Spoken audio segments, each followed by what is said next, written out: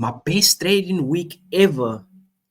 But you need to stay tuned in order to be able to see what exactly happened.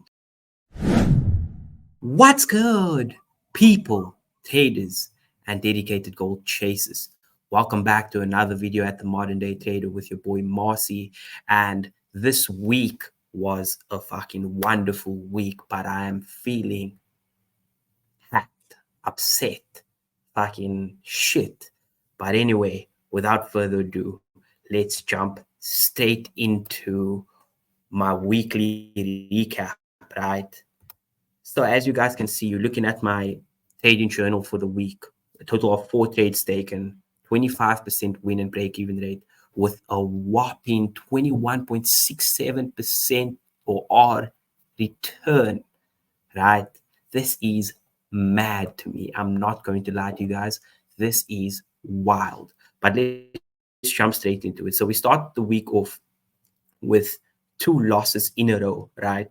And this to me is just it's a bit tough because obviously last week I'm coming off a losing streak and I am really just looking at it from a perspective of damn, like damn, bro, like I'm losing and I'm losing and I'm losing.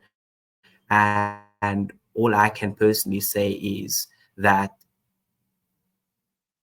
I don't know what to do. Like this is like it wasn't leading up to this challenge. It wasn't like this. You know what I mean? I don't know what to feel like. And then you come into the week and on a Monday you take 2 losses in a row.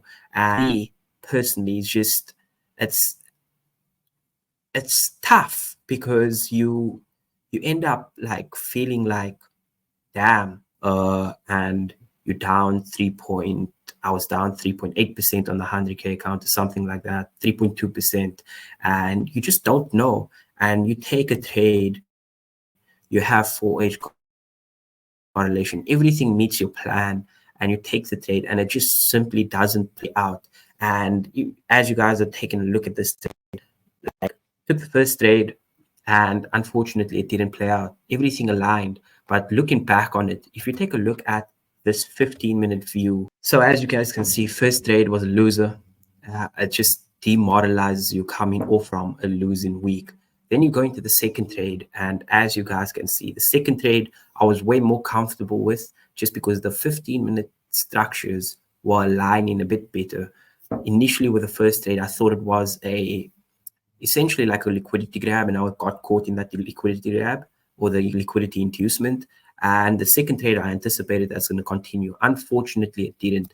However, that was not how my week ended. Let me take you into the second part. The second part essentially was on Tuesday. I got to the charts. We had 4H correlation, and you guys can go check the live video that I did. We were currently, when I did the live, we were trading around these areas. And I said we could either push to the downside and take a breakout trade to the downside. Alternatively, we could come into the point of interest or double top area right around here. And when price action came into this area here, all I did was I waited for 1 minute structure to break. And once 1 minute structure broke, I anticipated or waited for the 15-minute candle to then close bearish. And when that happened, I entered my trade. Now, we did experience a bit of drawdown before price action pushing to the downside. And as you guys can see, this is a whopping 24.67% return on investment. So I risked $60 on the 10K account. Unfortunately, I didn't take this on the 100K account, which is a sad thing. There's $60 on the 10K account. And guess what that particular trade did for me? I will show you guys. Boom, I passed my fucking 10K challenge. I passed my 10K challenge. And that to me just means that yes, you can go through a losing streak, and yes, you can go through multiple losses in a row. But if you just continue to follow your plan and you continue to stay true to what you've been doing, everything will be fine and everything will work out, right? Then we went on and traded on Friday. Now, on Friday, we had 4H correlation. We're looking for the break of 15-minute levels. And you can see that right here, we had a 15-minute key level where this 15-minute doji looking like candle was bullish. We created the level. We then broke below the level. I placed my sell stop. Price action triggered me in, pushed to the downside. Just about missed my break even by 10 pips, and then we pushed to the upside. And it's just unfortunate that happened. It's part of the game. It's part of the game. So with that being said, no trades have been taken on the 10K verification account as yet.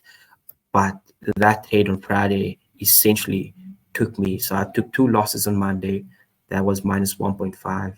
And then it took me to minus 2.25. And now I'm down by a total of 4.8%.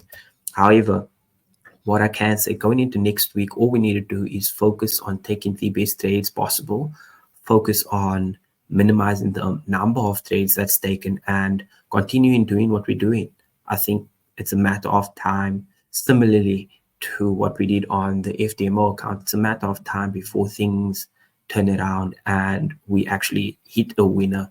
And once the winners start coming in, I think it's going to start flowing in. Now, this month hasn't been the best for pound yen with regards to breakout trades. However, with regards to double top, double bottoms, or point of interest trades, SMC concept type trades, it's been way better. And me not taking that trade on the 100K just meant that I didn't see the same upside as what I did on FDMO. But that happens. And I think the good news that we can take from this week is that we passed the challenge and that we ended the week up in total 21.67% up, right? Although the win rate is not the best, I think next week's win rate is going to be way higher. I'm anticipating that next week's win rate is going to be around 60 to 70%, and just trying to stay focused and stay disciplined. This video was quite a different feeling because on one hand, you pass the 10K challenge part, and on the other hand, you're really catching hands on the 100K challenge, which is my main challenge. And obviously, I want to be up on the 100K, and I want to be where like I'm projected to be at this point in the month. But unfortunately, it is what it is. But remember that your results that like you get out of the markets is something that you need to look at nakedly, and you need to really just observe and ask yourself what was off. Was it you that was off? Was it the setup that was off? And in conclusion, I think a lot of like last week rolled over into this week. I'm just glad that I didn't let it affect me the whole week. Ending off with a loss this week is not the best thing. However, what I can say is that it keeps me humble, and it keeps me motivated to continue pushing on both the 100K and the 10K verification account. And yeah, guys, so looking ahead into next week, I'm really looking forward to knuckling down on discipline, continuing to stay focused in the markets, and just applying what I need to apply as a consistent trader and consistently doing what I need to do in order to stay profitable in this markets. So I hope you have a wonderful week ahead. I hope you guys enjoyed this, and don't forget to hit the like button and hit the subscribe button to join me on this journey as we continue to move forward. So from your boy Marcy at the Modern Day Trader, I hope you have a wonderful week, and peace out, man.